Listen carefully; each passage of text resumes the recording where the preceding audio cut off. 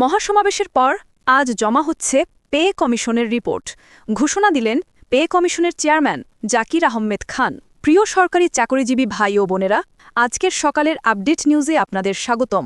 যারা আমাদের চ্যানেলে নতুন তারা এখনই চ্যানেলটি সাবস্ক্রাইব করুন।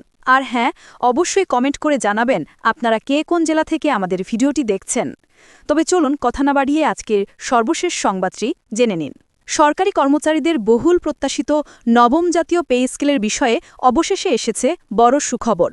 ৫ই ডিসেম্বরের ঐতিহাসিক মহাসমাবেশের পর পরিস্থিতি নতুন মোড় নেয়। আর ঠিক সেই চাপ ও বাস্তবতার মধ্যেই আজ গুরুত্বপূর্ণ ঘোষণা দিলেন জাতীয় পে কমিশনের চেয়ারম্যান জাকির আহমেদ খান। তিনি জানান, পে কমিশনের পূর্ণাঙ্গ রিপোর্ট আজই জমা দেওয়া হচ্ছে। এই ঘোষণার মধ্য দিয়ে সরকারি চাকরিজীবীদের দীর্ঘদিনের অপেক্ষা আরও এক ধাপ সামনে এগিয়ে গেল। পে কমিশনের চেয়ারম্যান বলেন, মহাসমাবেশের প্রভাব, কর্মচারীদের দাবি এবং দেশের চলমান অর্থনৈতিক বাস্তবতাকে বিবেচনায় নিয়েই দ্রুততার সাথে কমিশন কাজ শেষ করেছে। তিনি নিশ্চিত করেন, রিপোর্টটি শুধু ঘোষণা নয়, বরং সম্পূর্ণ বিশ্লেষণ, সুপারিশ এবং বাস্তবায়নযোগ্য কাঠামোসহ পূর্ণাঙ্গ আকারে প্রস্তুত করা হয়েছে। মহাসমাবেশের পর দ্রুত অগ্রগতি লক্ষ্য করা যাচ্ছে। গত ৫ই ডিসেম্বর রাজধানীর জাতীয় শহীদ মিনার প্রাঙ্গণে অনুষ্ঠিত হয় সরকারি কর্মচারীদের বিশাল মহাসমাবেশ, যেখানে বিভিন্ন মন্ত্রণালয়, অধিদপ্তর ও দপ্তরের হাজার হাজার কর্মকর্তা ও কর্মচারীরা উপস্থিত ছিলেন। সমাবেশে প্রধান দাবিগুলো ছিল অবিলম্বে নবম পে স্কেল ঘোষণা, সর্বনিম্ন মূল বেতন বৃদ্ধি, বাড়ি ভাড়া, চিকিৎসা, যাতায়াতসহ সব ভাতা বাজার দরের সঙ্গে সামঞ্জস্যপূর্ণ করা, জানুয়ারি থেকেই নতুন বেতন কাঠামো কার্যকর করা এবং বৈষম্যহীন গ্রেড কাঠামো তৈরি করা ছিল তাদের মূল স্লোগান। যে সকল সরকারি চাকরিজীবী ভিডিওটি এই পর্যন্ত দেখছেন তারা দ্রুত চ্যানেলটি সাবস্ক্রাইব করুন। সমাবেশে আন্দোলনরত কর্মচারীরা স্পষ্ট করে জানান, দীর্ঘদিন ধরে তারা চরম আর্থিক চাপে রয়েছেন। বাজার দরের অস্বাভাবিক ঊর্ধ্বগতি, নিত্যপ্রয়োজনীয় জিনিসপত্রের মূল্যবৃদ্ধি এবং বেতনের স্থবিরতা তাদের জীবনে মারাত্মক সংকট তৈরি করেছে। অনেকেই সংসার চালাতে হিমশিম খাচ্ছেন এবং ঋণের জালে জড়াচ্ছেন। এই বাস্তব চাপ ও আন্দোলনের ঢেউ পৌঁছে যায় প্রশাসনের সর্বোচ্চ পর্যায়ে। ফলস্বরূপ পে কমিশনের উপর চাপ আরও বাড়ে এবং দ্রুততার সঙ্গে রিপোর্ট চূড়ান্ত করার নির্দেশ দেওয়া হয়। পে কমিশনের পক্ষ থেকে জানানো হয়েছে, তাদের প্রস্তুতি ছিল দীর্ঘদিনের। পে কমিশনের চেয়ারম্যান জাকির আহমেদ খান বলেন, অনেকেই ভাবছেন মহাসমাবেশের পর আমরা হঠাৎ করেই কাজ শুরু করেছি, কিন্তু বাস্তবে পে স্কেলের ৯০% কাজ আগেই শেষ ছিল। সংশ্লিষ্ট সচিব, অর্থ বিভাগের কর্মকর্তা এবং বিশ্লেষকরা গত কয়েক মাস ধরে নিরলসভাবে কাজ করেছেন। তিনি আরও জানান যে কমিশনের সদস্যরা বাংলাদেশে বিদ্যমান মুদ্রাস্ফীতি, জীবনযাত্রার ব্যয়, বাজার দর, পুরনো পে স্কেল এবং বিভিন্ন দেশের সরকারি বেতন কাঠামো বিশ্লেষণ করে এই রিপোর্ট তৈরি করেছেন। এর পাশাপাশি বিভিন্ন কর্মচারী সংগঠনের প্রস্তাব, ৫০ জনেরও বেশি সচিবের মতামত, নীতি নির্ধারকদের নির্দেশনা এবং অর্থ মন্ত্রণালয়ের সক্ষমতা মূল্যায়ন সবকিছু বিবেচনায় নেওয়া হয়েছে এই পূর্ণাঙ্গ রিপোর্টে। এটি একটি অত্যন্ত ভারসাম্যপূর্ণ রিপোর্ট হতে যাচ্ছে বলে তিনি আশাবাদ ব্যক্ত করেন।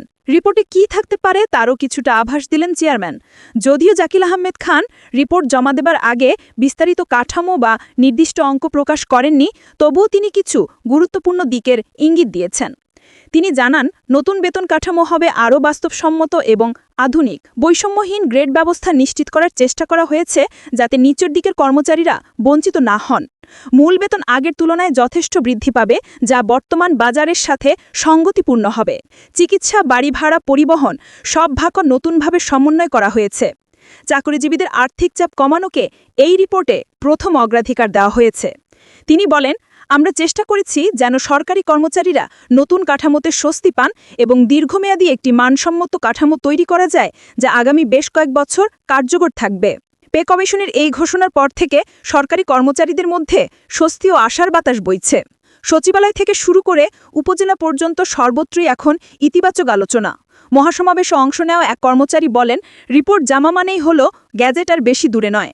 এতদিনের অপেক্ষা আজ সামনে এগোতে দেখছি।